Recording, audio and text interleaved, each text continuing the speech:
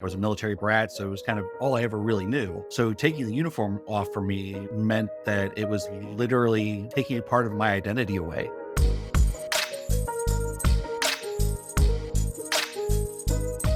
Hey Josh, welcome back. Thanks for having me again.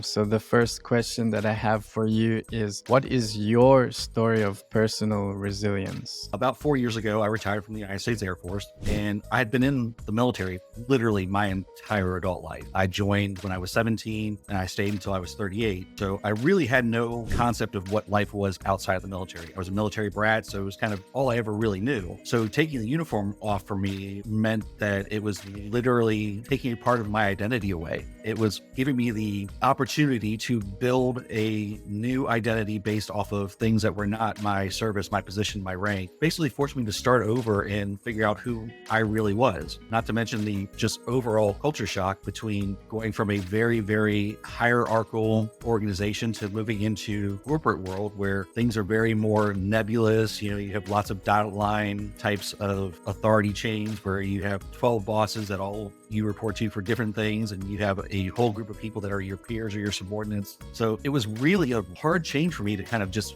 move from waking up every morning and knowing exactly what I was going to wear, who I had to talk to, what my role was. I spent literally first day of my civilian job looking in my closet going for 20 minutes trying to figure out what I was going to wear, because for the last 20 years, you wear the uniform, and I have a 300-page manual that tells me how to wear that uniform. So having kind of those new freedoms really was a challenge for me. It's been 4 years and I'm still sometimes don't answer my own first name, because I had, 20 years before that, and I did sports in high school and everyone was known by their last name. So it was just one of those things where it was a lot of culture difference for me. So that was definitely something that I had to kind of come to grips with and build a new identity around, not being Sergeant Copeland, not being in the Air Force, not being whatever my position was, but being, Josh, and being a cybersecurity person and doing the things around that.